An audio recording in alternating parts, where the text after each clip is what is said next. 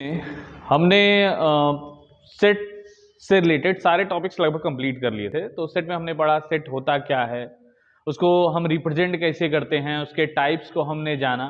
उसके बाद वैन आरेख हो गया, आपका कॉम्प्लीमेंट हो गया, ठीक है, मतलब जितने टाइप्स से सब कवर किया। उसके बाद हमने इंटरसेक्शन पढ़ा है, यूनियन पढ़ा है, लगभग सारे ओवरऑल सारे सेट के टॉपिक कंप्लीट हो चुके थे।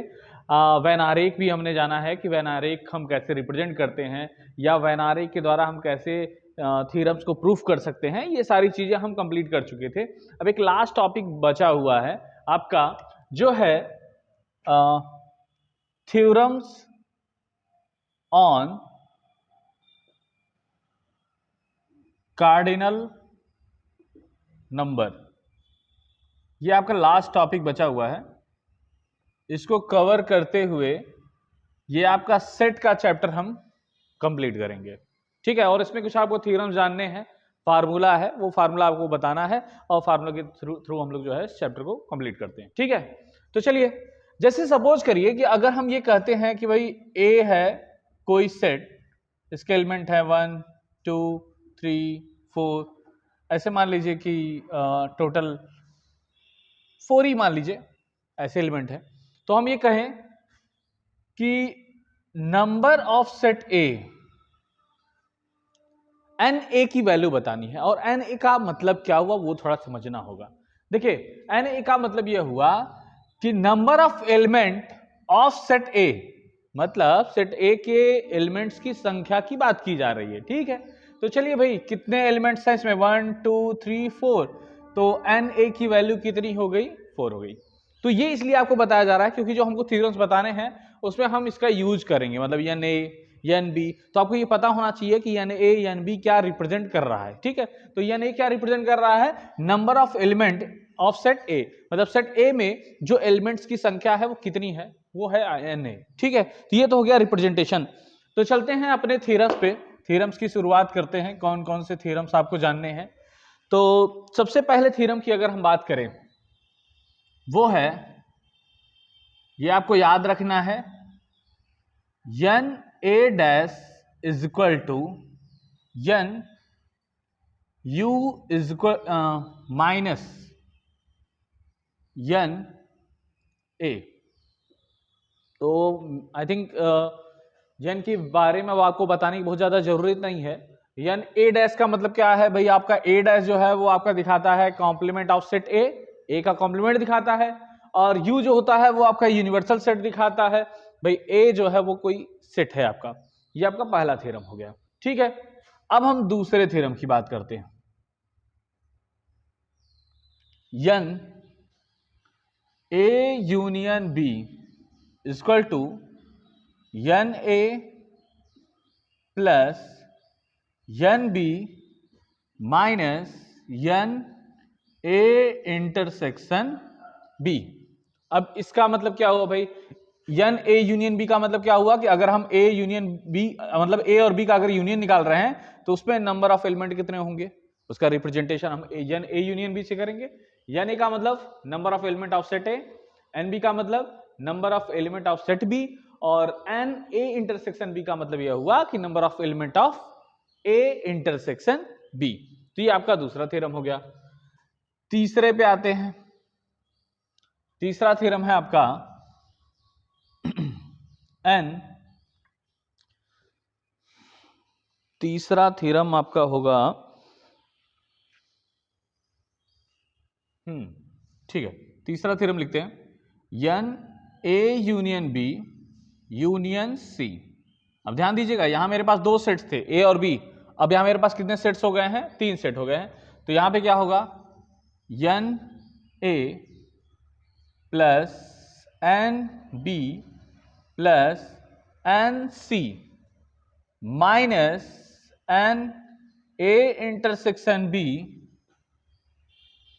Minus n B intersection C minus n C intersection A, फिर माइनस नहीं plus n A intersection B intersection C. ये आपका तीसरा थ्योरम हो गया। अब इसके बाद आते हैं चौथे पे।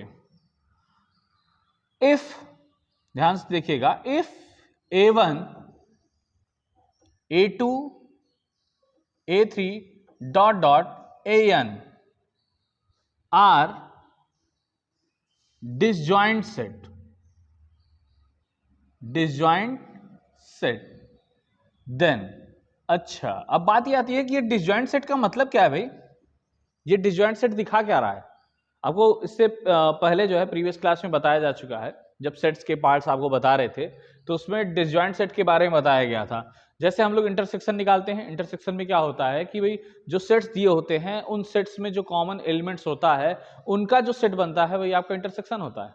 जबकि डिसजॉइंट सेट का मतलब क्या होता है कि दो ऐसे सेट्स जिसमें कोई भी टर्म आपका कॉमन ही ना हो, जिसमें कोई भी टर्म क्या हो, कॉमन ना हो, उसी सेट्स को हम लोग क्या कहते हैं? डिसजॉइंट सेट कहते हैं। तो इस पे चलिए थ्योरम कौन सा है? इसमें थ्योरम यह है कि n A1 union A2 union A3 union, ऐसे ही डॉट डॉट चलेंगे आपका AN, तो क्या हो जाएगा? n A1 plus n A2 plus n A3 plus dot dot ऐसे चलते जाएंगे n AN। आई थिंक ये तो सबसे सिंपल सा थ्योरम है, लग बहुत बड़ा रहा है लेकिन है सिंपल सा। देखिए इसमें है क्या, ये आपका पांचवा थ्योरम था, नहीं चौथा ही था, यहाँ नंबरिंग किए हुए हैं। इसमें क्या कहा गया है कि अगर हम सपोज करिए कि मेरे पास n सेट्स हैं और उन सब का, और एक चीज और, वो जो n सेट्स हैं वो सारे डिसजॉइंट है, मतलब ये है उनमें कोई भी एलिमेंट आपका कॉमन नहीं है। तो अगर हम इन सभी का यूनियन निकालें और ये हम पूछें कि इन सभी के यूनियन में कितने नंबर ऑफ एलिमेंट मिल रहे हैं, तो क्या होगा? देखिए हमको करना क्या है, जो आपका पहला सेट है उसमें कितने एलिमेंट्स हैं, दूसरे सेट में कितने एलिमेंट्स हैं, तीसरे में कितने हैं, इसी तरीके से सारे सेट्स में जितने नंबर ऑफ एलिमेंट हैं अगर हम उन सबको ऐड कर देंगे तो आपको पता लग जाएगा कि अगर हम सबका यूनियन ले रहे हैं तो उसमें कितने नंबर ऑफ सेट्स बनने वाले हैं, मतलब कितने एलिमेंट्स आने वाले हैं उनके यूनियन में। ठीक है, अब इसके बाद आते हैं अपने पांचवें थ्योरम पे। तो पांचवा थ्योरम आपका क्या है? n A minus B equal to n A minus n A intersection B।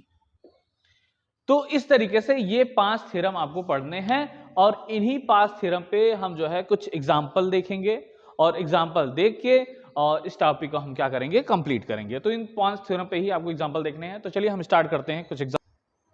तो ये है एग्जाम्पल आपका पहला, जिसमें कहा गया है कि if n A is equal to 7, n B is equal to 10, then find the minimum and maximum value of A union B।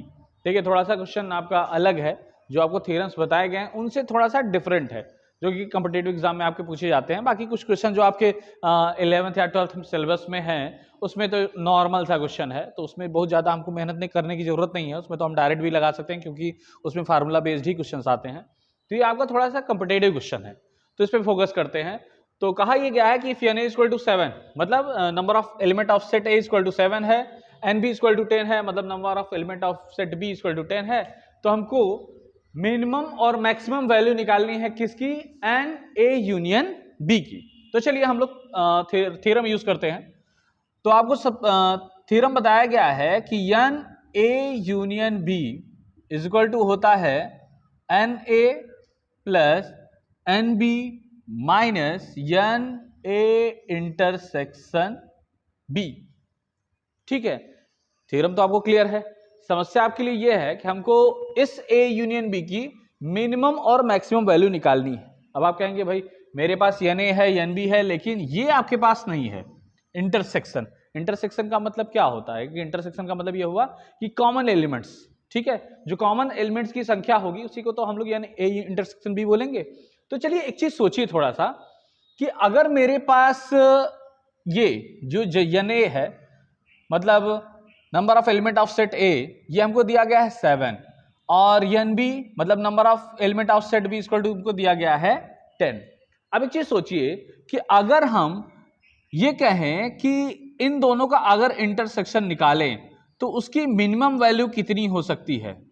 Minimum मतलब यह है कि क्या पॉसिबिलिटी हो सकती है कि मतलब मिनिमम कितने एलिमेंट जो है उनमें कॉमन हो सकते हैं। तो मिनिमम का मतलब क्या हुआ भाई, अगर हम मान लीजिए कि कोई सेट ए लिखे 7 एलिमेंट उसमें डाल दिए, सेट बी लिखे उसमें 10 एलिमेंट डाल दिए। अब हमको क्या करना है कि हमको मिनिमम वैल्यू ढूंढनी है इंटरसेक्शन की। मतलब यह है कि दोनों का इंटरसेक्शन अगर हम निकालें तो उसमें मिनिमम कितने एलिमेंट्स आ सकते हैं। तो अगर हम मिनिमम की बात करें तो सबसे पहली बात तो ये कि ऐसा हो सकता है कि दोनों सेट्स में से कुछ कॉमन ही ना हो। सबसे मिनिमम कंडीशंस क्या बनती हैं, ये हो सकता है कि दोनों में कोई एलिमेंट कॉमन ही ना हो। जब कोई एलिमेंट कॉमन नहीं होगा तो इसका मतलब यह हो गया कि एन ए इंटरसेक्शन की जो मिनिमम वैल्यू होगी वो कितना हो जाएगा, 0 हो जाएगा। क्लियर है, मतलब कंडीशन एक बन सकती है ना कि भाई हो सकता है कुछ कॉमन ना हो। जब कुछ कॉमन नहीं होगा तो इसका मतलब यह है कि जो सेट बनेगा वो आपका कैसा होगा, नल सेट बनेगा। उस कंडीशन में क्या होगा कि जो नंबर ऑफ एलिमेंट होगा वो कैसे होंगे, 0 होंगे। और ये कब होगा, जब वैल्यू आपकी कैसी हो, मिनिमम हो। इसी तरीके से अगर हम आपसे कहें कि एन ए इंटरसेक्शन बी की मैक्सिमम वैल्यू निकालिए, मतलब दूसरी कंडीशन, पहली कंडीशन क्या थी मिनिमम की, उसमें क्या हो सकता था कि आप ए और बी सेट लिखिए हैं, हो सकता हो कि कुछ कॉमन न मिले, तब उस कंडीशन में आपकी मिनिमम वैल्यू कितनी हो जाएगी, 0। और मैक्सिमम वैल्यू कितनी हो सकती है। अब ध्यान दीजिए कि एक सेट में मेरे पास 7 एलिमेंट हैं, दूसरे सेट में मेरे पास 10 एलिमेंट है। तो कॉमन होने की कंडीशन, सबसे पहली बात, दोनों में 10 एलिमेंट तो कॉमन हो नहीं सकते, क्योंकि भाई इसमें 10 है लेकिन इसमें 7 ही है। ठीक है, लेकिन अगर हम इसको देखें, जो आपका शॉर्टेस्ट नंबर है 7, इसमें 7 एलिमेंट हैं, इसमें से 7 एलिमेंट कॉमन हो सकते हैं। इसका मतलब यह हुआ कि इंटरसेक्शन का जो मैक्सिमम वैल्यू है वो कितना हो सकता है, 7 हो सकता है। ठीक है, इस चीज को समझना है, इसी पे बेस्ड हमको यहाँ पे काम करना है। ठीक है, तो चलिए इतनी बातें क्लियर हो गई हैं, तो हम लोग इसको कंप्लीट करते हैं। तो देखिए सबसे पहले हम लोग निकालते हैं ए यूनियन बी का, एन ए यूनियन बी का मिनिमम वैल्यू। तो ध्यान से देखिएगा, एन ए यूनियन बी का हम लोग मिनिमम वैल्यू निकालने जा रहे हैं। तो क्या हो जाएगा, n A plus N B minus N A intersection B. अब यहां पे ध्यान दीजिएगा कि यहां अगर मिनिमम है तो यहां पे इंटरसेक्शन में आपको क्या लगाना है, मैक्सिमम लगाना है। तो n A union B minimum equal to हो जाएगा n A plus N B minus n intersection B maximum. तो चलिए एन ए की वैल्यू थी 7, इसकी वैल्यू है 10 माइनस, अब बताइए हमने कहा था कि इंटरसेक्शन की जो मैक्सिमम वैल्यू है, इसमें 7 एलिमेंट है, इसमें 10 है, तो मैक्सिमम कितने कॉमन हो सकते हैं, 7 ही एलिमेंट तो कॉमन होंगे। तो 7 से 7 कैंसिल हो गया, आपके पास बचा कितना, 10। इसका मतलब यह हो गया कि एन ए यूनियन बी की जो वैल्यू हो गई वो किसके बराबर हो रही है, 10 के। और ये कौन सी वैल्यू है आपकी, मिनिमम वैल्यू है। यहां तक क्लियर हो गया। ठीक, अब हम बात करते हैं मैक्सिमम वैल्यू की। तो ध्यान से देखिएगा कि यहां अगर मिनिमम है तो यहां हमने लिखा है मैक्सिमम। तो अगर हम मैक्सिमम वैल्यू निकालना चाहें, अगर हम मैक्सिमम निकालना चाह रहे हैं तो क्या होगा, n A plus N B minus N A intersection B. अब ध्यान दीजिएगा यहां हम लोग मैक्सिमम लिखे हैं तो यहां क्या हो जाएगा, मिनिमम। वैल्यू पुटअप करते हैं 7 10 माइनस मिनिमम कंडीशन क्या हो सकती है भाई, इसमें 7 एलिमेंट्स में 10, दोनों की मिनिमम कंडीशन ये हो सकती है कि दोनों में कुछ कॉमन ही ना मिले। जब कॉमन नहीं मिलेगा तो इसका मतलब यह है कि नंबर ऑफ एलिमेंट कितने हो जाएंगे, 0। और उस कंडीशन में आपकी मैक्सिमम वैल्यू कितनी मिलने वाली है, 17। तो इस तरीके से हम क्या कर सकते हैं, थ्योरम का यूज कर सकते हैं। इस क्वेश्चंस पे आप लोग ज्यादा फोकस करिएगा, ये कॉम्पिटिटिव क्वेश्चंस हैं। ठीक है, बाकी आपके जो 11th और 11th में जो आपके सिलेबस में जो है 11th वाले जो कर रहे हैं उसमें तो डायरेक्ट फार्मूला बेस्ड ही क्वेश्चंस है, उसमें बहुत ज्यादा बड़ा क्वेश्चन नहीं है। तो आपको ये इसलिए बताया गया है कि क्योंकि ये कॉम्पिटिटिव क्वेश्चंस है, इसको आप रिवाइज करिए। तो इस तरीके से देखिए बहुत ज्यादा इसमें क्वेश्चन है नहीं। 11th में आई थिंक सिलेबस में से शायद कट भी गया है, तो इस पर ज़्यादा हमको बहुत वो नहीं करना है। तो ये खाली आपके कॉम्पिटिटिव एग्जाम के तौर पे हमने बता दिया है कि कंपटीशन में ये पूछा जाता है। तो ये आपका चैप्टर ओवर हो गया है। तो नेक्स्ट चैप्टर जो है वो आपका होगा रिलेशन एंड फंक्शन। ठीक है, तो हम लोग नेक्स्ट क्लास में जो है रिलेशन और फंक्शन से स्टार्ट करेंगे। बाकी थैंक यू।